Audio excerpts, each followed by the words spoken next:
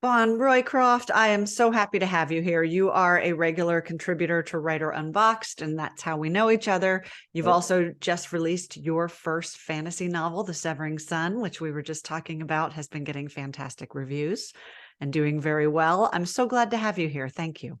Thanks, Tiffany. I'm honored to be here. I've In been fact, I wanting, was looking through some of your guests, and I'm like, how did this fantasy nerd end up on this show? well, for two reasons. One, I love your articles on Writer Unboxed. You know that. I love how much a part of the literary community you are, but I have been so struck, and I think I've sent you a couple of emails here and there just to tell you, with your journey with this book. And that's one of the main reasons I wanted to talk to you is I just admire so much your dedication and perseverance. You wrote one of my favorite posts that I have. I wrote a whole post about your post, Right. It's an um, honor. Thanks. Yeah. just about how you originally wanted to traditionally publish and you wound up self-publishing this, and how that journey has gone, and the fact that I don't want to recap the whole blog post. It's wonderful, and I'll put a link to it below. But it's just about how you were telling a friend how long you had been writing this book and about your journey, and you were a little down on yourself. And your friend said, "You've been writing this for how many years, and you're about to publish it? That is astonishing." And it changed your whole perspective. It did. Yeah. Yeah. It was kind of just a natural dinner conversation. And we somehow, I think he asked me, why fantasy or something? And I said, well, when I was a kid, Tolkien was a huge influence. And um, just finding out that he had passed away when I was 12 years old was one of those moments where I just thought, oh, wow, somebody's got to keep telling stories like this. And I thought to myself, well, I guess I should. Had you Because written before that? And this was the no, not really. And I just loved it so much, and it was so immersive to me, and it felt like something magical might die if I don't do something about it myself, which I took that upon myself as a 12-year-old. And then I even took no pressure. yeah, I even took typing classes in school, which in those days, in the early 70s, males, I was usually the only male in the class. It was usually all females. This probably sounds horribly archaic, which it is. No, I Uh, took typing class too. So yeah. And I thought, well, if I'm going to type these books, I gotta, yeah, if I'm going to write them, I need to be able to type them. So I took typing in school, and I just always kind of clung on to it in the back of my mind. But as I got older, it just kind of got pushed further back. And then at some point I was in the business world, and my wife and I owned a lumber wholesale business. And you just kind of, oh yeah, maybe someday I'll write that book. And that's kind of how it went for better part of 20 years. And when you at 12, when you thought, okay, this something magical might die. I love that quote. Did you actually start writing then and then just step away from it at a certain point? yeah, and I was always disappointed with my efforts, and that was part Mm. of what led me to put it on the back burner. Was I just thought, well, I'll be better at this later somehow. I never really developed a plan for that. I just thought, well, someday I'll figure this out. And I used to write, and I have a few of them, but I used to like to draw too, and I have these drawing pads, and I would write little snippets of story and then draw a picture. So it's kind of like doing, I guess, an early version of graphic novels. I was always a kind of a comic book nerd too. So that was kind of part of my storytelling evolution, but I just never really had a plan for getting better. And, And you never college came thought to do it along. as a career. You were just like, this is a Right, okay. right. So, but it was in the back of my mind because my wife and I decided to sell our business after we both had turned 40, which it was successful, but we were just like, you know what? Is this what we want to do the rest of our lives? It was kind of one of those life's too short moments. Mhm. And we had 70 employees, and it was a lot of hand holding and babysitting. And we thought, we need to think about what we're going to do for the rest of our lives. And so we sold our business and we moved to what was then our summer cottage, which I'm sitting in now. And we live near the shore of Lake Michigan and near one of our favorite beaches. And we decided we wanted to do more creative things. And I still, when I first left the lumber business, and I would tell people, you know, everybody always asks, well, what are you going to do next? And I used to say, kind of in the course of conversation, I might throw in, well, and then I was thinking of writing a book. And yeah, I would either get one of two responses. One would be, oh, you're going to write about your time in business, or because we were pretty successful. And I knew a lot about, we were in the lumber business, and I knew a lot about some specific species of lumber and so forth. And that's what people assumed I would write a book about. And if I would go a little further and say, no, I'm thinking about writing fantasy, it usually the response was something like, no, really. What are you really going to do? And I just always had it in the back of my mind that I was going to write epic fantasy. And were you a so reader of epic fantasy all those years? Yeah, well, you know what? Less and less as I got older. I always loved the kind of book that would immerse me in another world. And so a lot of the time I was reading historical fiction and just books that took me somewhere else, little escapism element to them. And I always liked epic stories, really vast canvases. I read a lot of other things during those years, and I read, I guess over the years, less and less fantasy, just because I was out of touch with the fantasy community, and didn't know. I was reading older things, and there was a lot of derivative work done. Everything was very Tolkien-esque for quite a few years there. And I just kind of got tired of reading that, even though that was what I aspired to write. And Tolkien had been my inspiration, but I just kind of drifted away from it. And during the business years, you know, you're doing more reading for business and more nonfiction. And so when we decided to leave, I kind of made a point of, I thought to myself, well, if I'm going to write, I better figure out what people are reading in this genre. So I went and got a big stack of books and took it upon myself to read and get caught up. And that's how I discovered things like George R. R. Martin's, you know, the Game of Thrones series, which is called The Song of Fire and Ice. And I first read that right after we left the business world, and a few other things So at that point, was your intention, you had sold your business and your intention was to pursue your writing and career?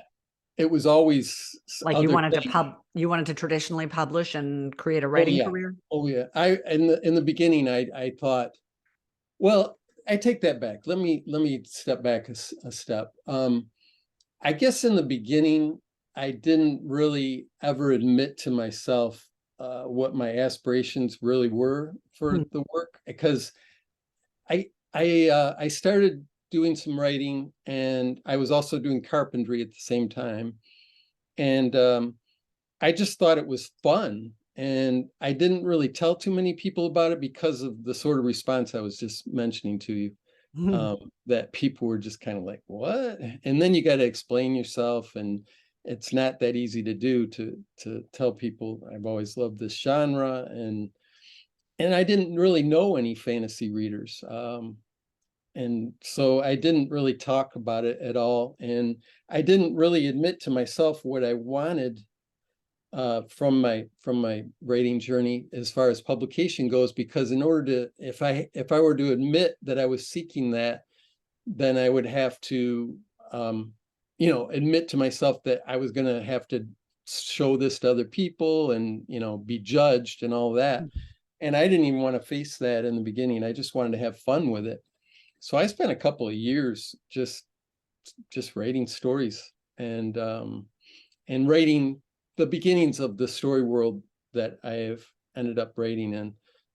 Were those characters in that world were begun in those days. Which was how long ago, roughly? 18 years ago now. Wow. Okay. So then what happened next? So I completed a draft of a story, and I realized When it you was say a story, very, do you mean full length, short story? Sorry to keep interrupting. that's all right. It was a very long story, to the tune of about 500,000 words. Okay. So yeah. But it was rambling and meandering, and it was set in two worlds, and it was way beyond the scope of my skill level. I had bitten off way more than I could chew, and I had no idea what to do with it. So I You mean in cut the it way up. of revision? Yeah, I Okay. had no idea. So I all I did in the beginning was I cut it into three chunks, because I realized it was really long when I started looking into how long books are. I didn't even know how long is it as a novel, a number of words wise. Mhm. I had no idea. Yeah, and so I looked, and I'm like, oh, maybe this is three books, and I kind of decided where it might fall into three chunks. And I sent the first one actually to my sister first, and she finally read it and said, you really might have something here.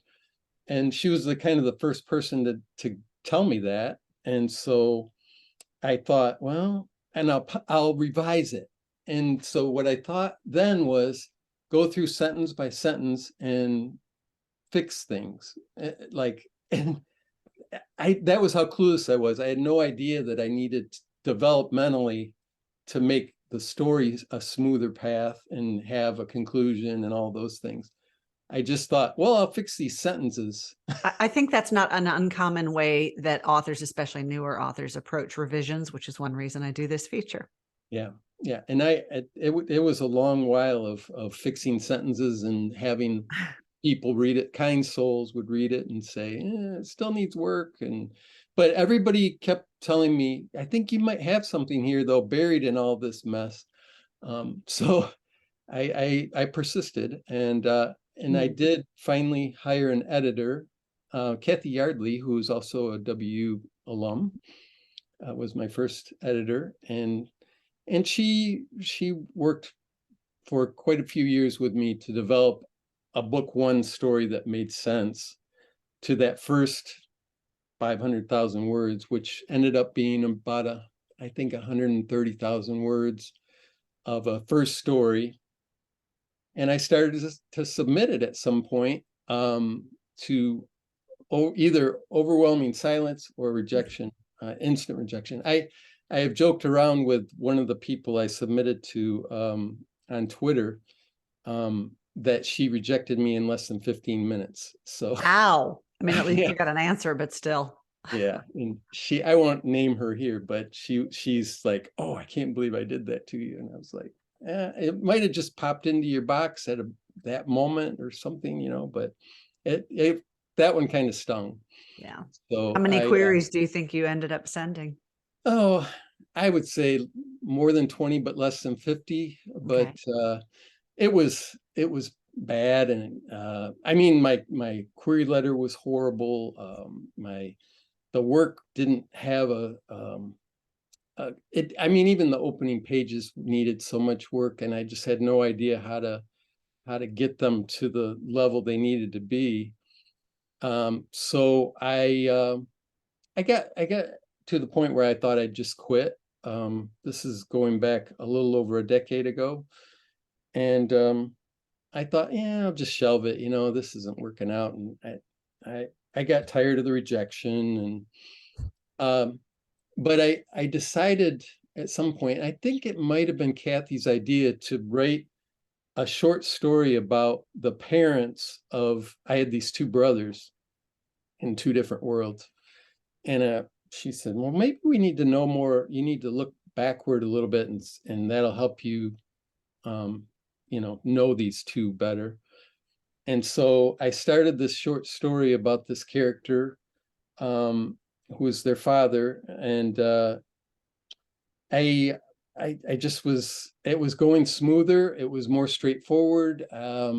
I knew more what I was doing. I had been through the revision process with Kathy, and I was feeling pretty good about that one. And that is the story that ended up being The Severing Son.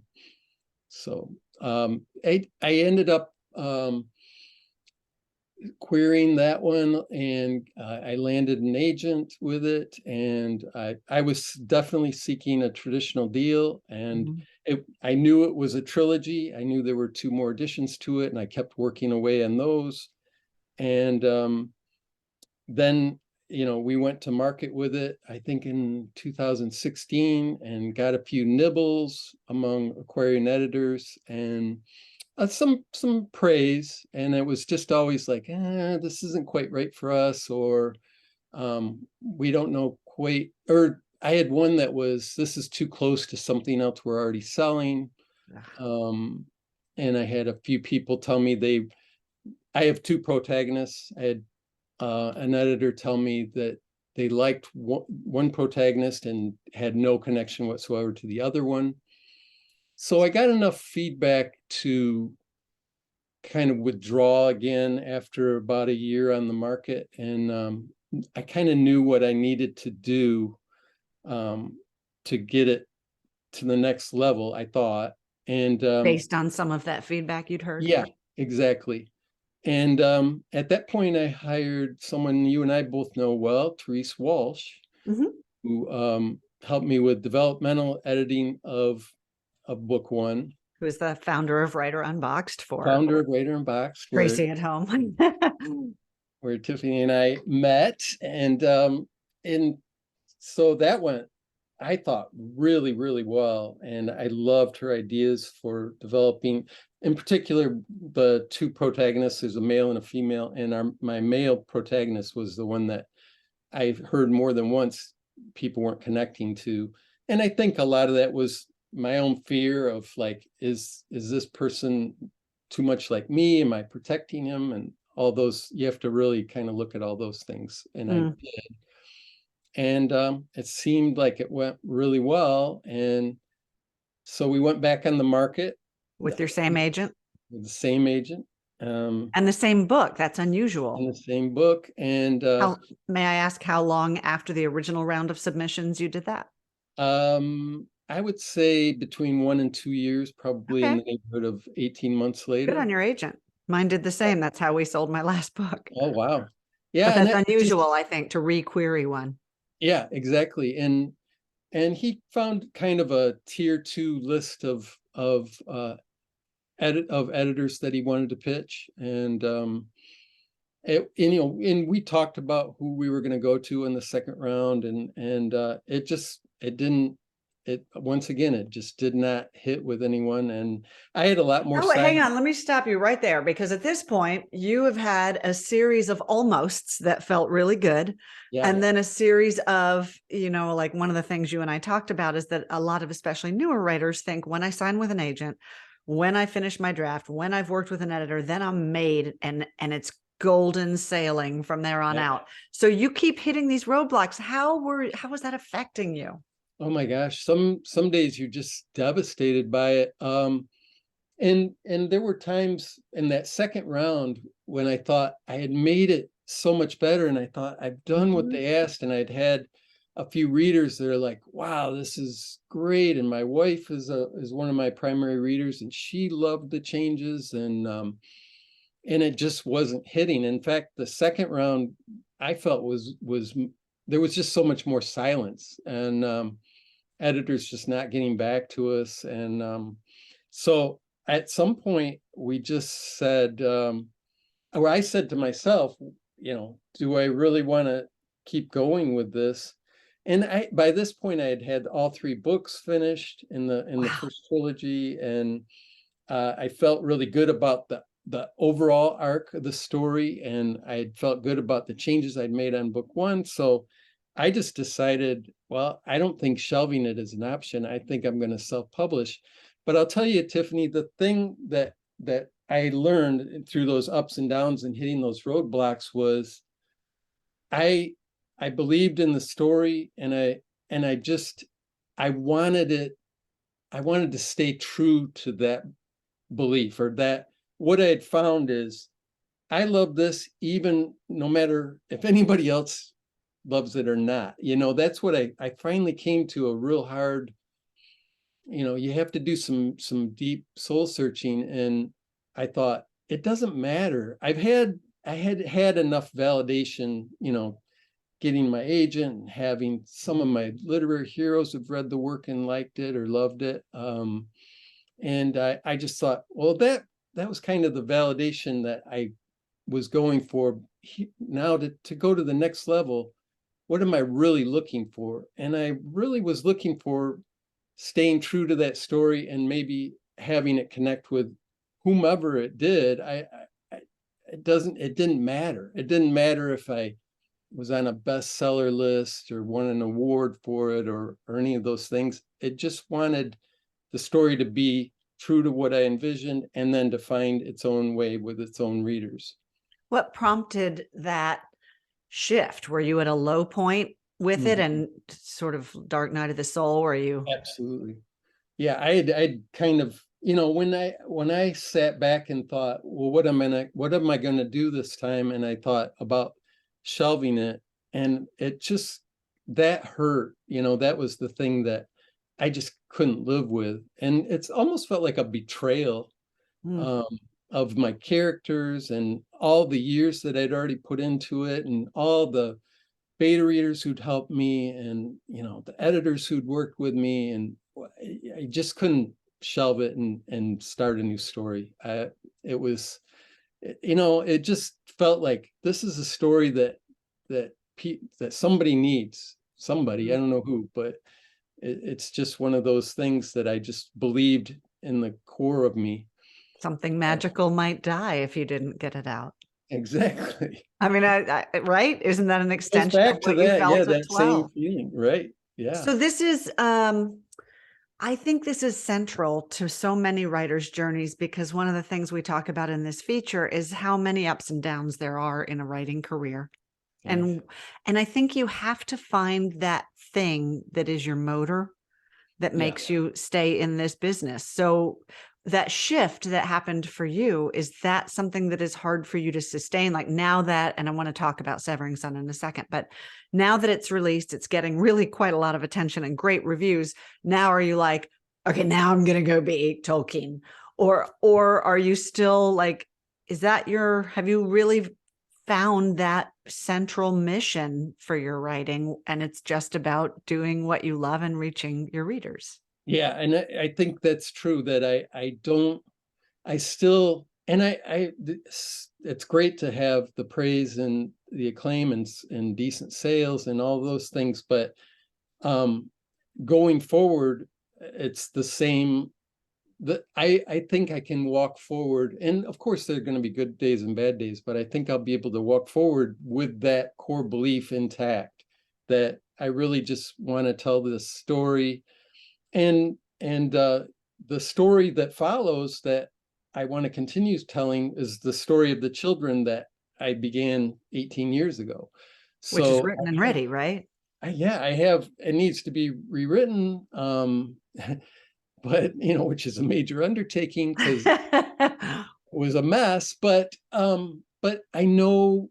think I've learned so much that I'll be able to tell that story now, and I'll be able to lead readers to it. And it is a bigger story on a bigger stage. But I'm so excited about that. And I'm excited too, because I don't feel like I need to prove anything to anybody anymore, other than to stay true to myself. That's what I need to prove I can do. What you're describing is a lot of self-belief in you as a writer, and in this story, all these stories, this trilogy, which I think can be such a hard thing for writers to access. It's so easy for us to doubt not just a story that we're writing, but ourselves as writers and as human beings. So do you have like suggestions or advice for authors on how did you have the courage to know, okay, all this rejection doesn't mean this story is worthless. It means this isn't the right place for it. Right. And that's tough. And think I'm glad I went through the seeking the traditional deal. And I did learn a lot, and I made a lot of changes that, I made a lot of changes for the journey to seek traditional, that I kind of undid some of those because I just, for example, keeping a book. My agent really wanted this book to be under 120,000 words, which I worked really diligently to get it to that. And my wife immediately described it as seeming stripped down. That was those exact words. And when I went back after I decided to self-publish, I unstripped it down. I kind of filled in some. Director's cut. Yeah, I did. I just went back to, and it's a 150,000 word book. Which is fine in this genre. Yeah, and yeah. But I'm glad I went through the process, and to answer your question, I don't know that I could give someone advice to, like, for example, I couldn't tell someone, oh, just have your vision and go self-publish. Like, if you feel like you need to go through the traditional publish to seek that, I say do that. And you don't know what you're going to learn or come by. And one of the things that came to me was that belief, because of the rejection, like rejection at a high level.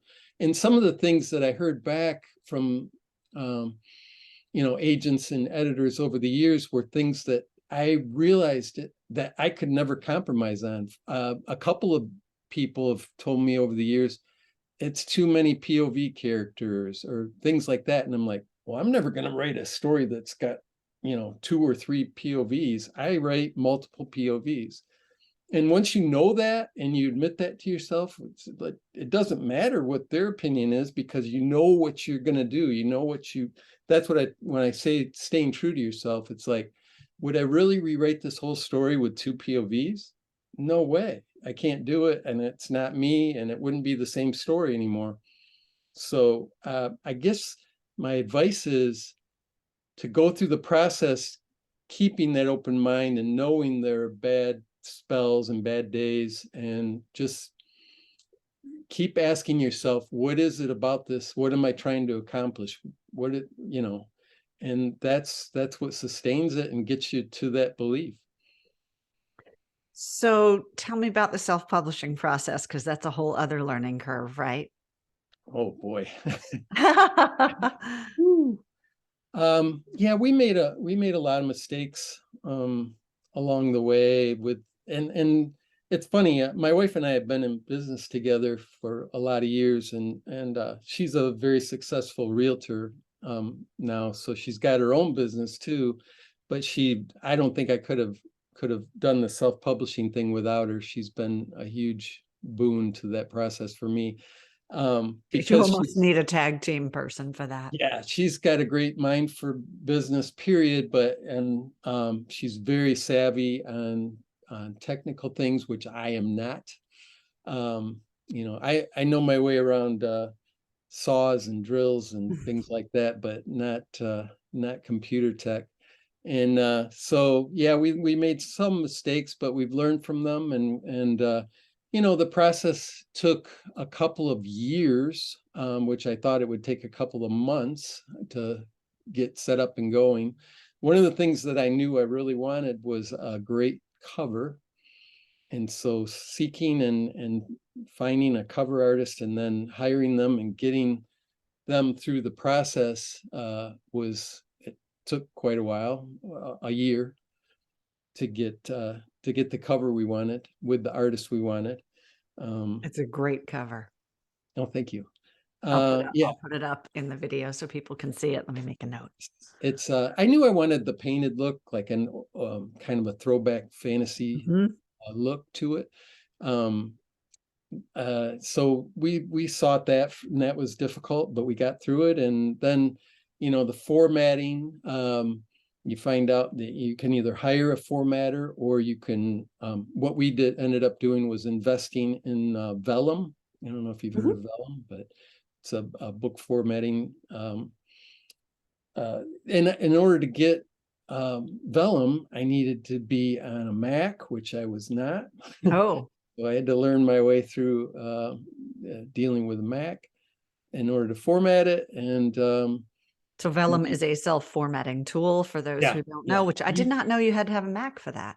yeah. Well, I think they have a means to do it on a PC, but when I started reading the reviews for that, everybody was like, "It's full of glitches. There's all these problems." And my wife actually said she was looking at her airline points, and something on one of her somebody said you can use points for a new Mac, and she said, "Oh." So we got about half of a MacBook with just Wow. airline points, yeah. So, and I thought, well, I mean, even if we had the Mac just for the Vellum, I got 3 books and potentially 6 total that I need formatted. So, Potentially 6, meaning with this series, or you have another series planned already that you're working on? well, I have this trilogy done, ready to go, and then the 3 books that I am going to get back to are that are about the children of these characters. Oh, wow. I thought this trilogy followed each of the generations. So you're saying you broke this trilogy just into the parents' story. And then you've Yeah, got a whole, wow. Okay. yeah, yeah. That's So wonderful, though, that you have this world set up and so many ideas for the stories in it. yeah, it's really expanded and grown and grown. And that idea is it's set in an alternate version of the Roman Empire and its Okay. fringes. Cool. So as I went along, I just kept visiting more and more of that empire, which was vast, of course.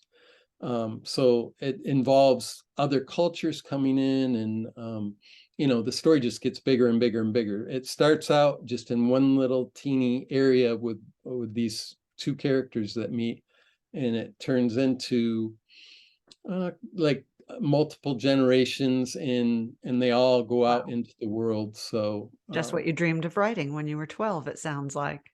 well, yeah, I have to say it's pretty much exactly as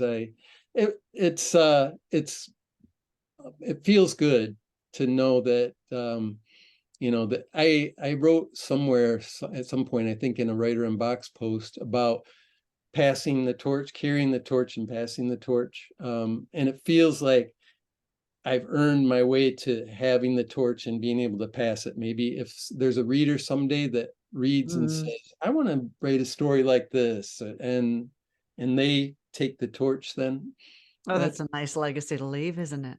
yeah, yeah, I feel like it would be. I feel like that. I've always felt if you just reach one reader, Yeah, that you can seriously change someone's life. Not to be grandiose, but that if that's not important, I don't know what is. right. And I That felt like I connection. had my life changed, so it Mhm. feels like something you want to pay forward very Well, much. on that note, you are a very, I'm going to say active member of the literary community, but mostly I know you through Writer Unboxed. I don't know if you do a lot of other I, sites that you participate in. I have done quite a bit in the fantasy booktube community. Oh, that's right. You were saying. Yeah, and So booktube. what role does that play in your writing, in your career, in your mindset, and in the success of launching this book? Um, I discovered booktube um, as I began to think about readership rather than Writer in Box is definitely the thing that's gotten me through the writing part, and I never really bothered to think much about reaching a readership.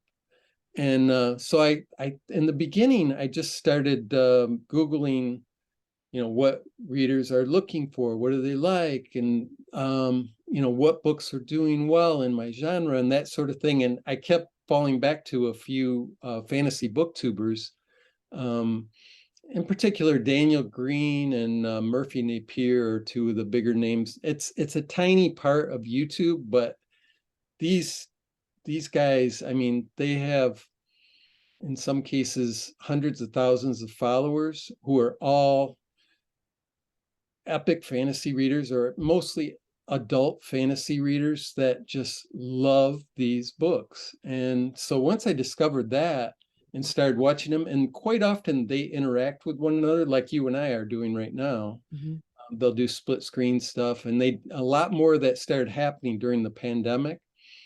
And so for me, it was finding part of that core belief I was talking about, was finding that people are talking about books that I felt like no one was reading. I didn't know anyone who read, for example, Robin Hobb or Joe Abercrombie, or people that I felt like wrote similar stories to what I do. Like I aspire to be like them, but they're popular in fantasy, but I didn't know anybody who read that sort of thing. And then you find all these people who are really passionate about the books that you feel like taught me how to write in the genre. Are you following? Does that make sense? Yeah, you found your people. Yeah. Yeah. Yeah. And so, and it's a very interactive community in the comments. And these And are readers and writers? there are a lot, and it seems like the self-pub community has kind of latched on to BookTube a little more so than the traditional pub, which has been interesting because several of the booktubers, they really want to help self-pub writers out. So I got my first review from a booktuber, Dr. Philip Chase, who teaches a course in literary fantasy. Wow. And he's on BookTube and has a big following. I think he's got something like 20,000 followers. And so, I've done some other things, and some other reviewers have agreed to take the book and are reading it right now, and all through BookTube. And then BookTube kind of has a niche in Twitter as well. So there's been a lot of connectivity, all based on me just seeking my people, like as you say.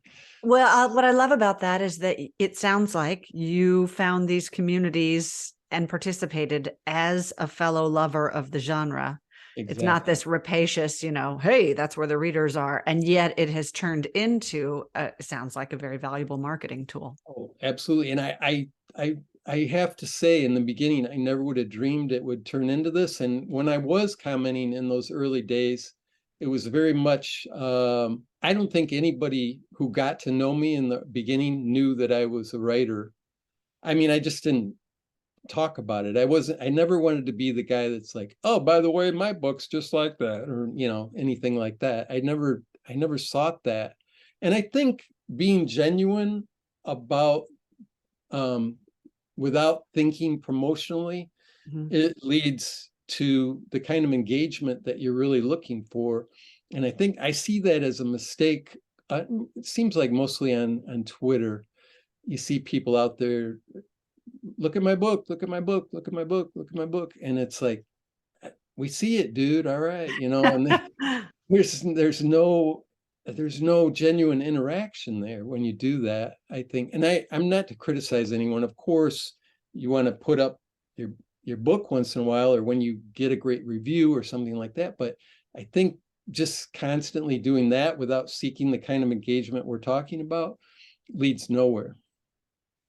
Dan Blank calls this human-centered marketing. And I've always liked the idea of it because it feels very genuine and real and organic. And because, like, this is just my external view, seeing you right now face to face for the first time, you seem very content. You don't see a lot of times, especially with a debut release, self-publishing, I think there's so much to get like about, and you don't seem like that. Do you feel that way? I decided I'm not going to worry about, and I think having the trilogy completed is a part of that. And that came because of staying true to myself. I hate to keep saying that, but having the next two books, ready to go, so to speak. They both need to be formatted, and I need cover art. Dan Anthony, if you're watching this, are you working on my cover art? Anyway, they're not ready, but they are, for the most part, they are written and edited, line edited, ready to go. And so I know in the back of my mind, it doesn't matter. I don't think, I'm not in this to make a living. I'm lucky in that respect. I don't need to pay the bills with my book money. So that's something I'm fortunate in that That's a respect. solid bet as a writer. Have a fallback job, kids. Yeah. So I'm not worried about the income per se. And like I said, I'm not really looking for the validation anymore. I just want the connection. And every time I think, well, there's a big lull here, I'm not hearing anything about the book, I'll get a note, or someone will tell me about a review or something, and it's just like, oh, I'm finding the connection I was looking for. So it's happening. I don't need to worry about it. What I need to worry about is getting book 2 ready to go and getting that out there. And when the whole trilogy is out, I say this to my wife all the time, it's a marathon, not a sprint.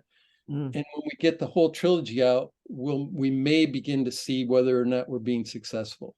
Because in this community, I found that a lot of fantasy readers don't want to read an unfinished trilogy. Because so many, look at the big time authors we've had. George R. R. Martin and Patrick Rothfuss have these unfinished series that people are, let's face it, they're angry that the series isn't finished. And so people are a lot of fans are gun shy. And so I don't think we'll really know whether or not we're being successful until all 3 books are out. And I apologize right now, but I just did my leaves yesterday, and the guy who's got the sucker truck just arrived. The sucker truck, is it Can going to you get hear the loud? sucker truck? I hope not. It's very Well, loud. we are wrapping up. I can't tell you how much I've enjoyed this. It's really so just refreshing and nice to hear how much you're enjoying the process. We've talked about a lot of things I think are probably covered in this next question, but is there anything I haven't asked you, or any suggestions or advice you have for authors who are in a similar situation to yours at any point in your career? I think I can't think of anything specific, but I think if you get to the point with what you're writing where you consider yourself like the foremost expert on what you're doing, and you will get there. And I didn't feel this way for a long time. I always felt like I'm gonna write this, and there's gonna be somebody who's gonna say I didn't do something right, but you get to a point, you just keep going until you get to the point where you feel like you're the expert. And Meaning then, on your story, not yeah, like of all yeah, time. yeah. And that takes some time and work, and you got to be patient with yourself, and you got to keep at it. But at that point, what you choose for your path for publication is not going to matter so much. It's still going to matter, but it's not going to be this kind of something hanging over you. It's going to be, well, it's just the next step. And it's about finding that path that seems clearest. And you're going to be lost for a while, but then you're going to find the path. Just trust that you will, and keep moving forward. Well, that's about as good advice as we could end on. That's the money line right there. Okay. I'm so glad we finally had a chance to do this, I Vaughn. know. I've just enjoyed your writing for such a long time, and you as a human, and it's delightful to find you are just as wonderful as you seem in your writing. Oh, thanks so much. And I appreciate this so much. And I always said, you were part of my editorial team at Writer Unboxed, and it just felt so weird to be technically called your editor when you're such an expert and I'm not. So that was kind of backward, but I always appreciate you so much. Oh, thank you. And every time I hear from you in the comments or something, I am so honored, and I'm honored to be here. Thank you. And I can't Where thank can you. people find you? Where can they find Severing Sun? Severing Sun is available on Amazon Yeah. and on Barnes and Noble, and several other sites. But Amazon's my primary spot. And if people want the physical book, I would advise at this point to go to Barnes and Noble, who seems to be shipping it much quicker. I'm hearing people are getting the Barnes and Noble book in 3 or 4 days, and Amazon, for whatever reason, is dragging their feet on shipping paperbacks. It's all that So paper you're using with your I, word count, with your fantasy you're word right. count. They're big books, but yeah. Fantasies And are. yeah, so I'm out there, and I'm on Writer Unboxed every month. And what's your website? Is that a good place to reach you? Yeah, it's just vaughnroycroft.com. Okay. And I'll put that in the you can link below as contact well. me. Thanks so much. Thank you, Vaughn. Take care. Good luck. Okay. I look forward to the rest. Thank Bye-bye. you. Bye.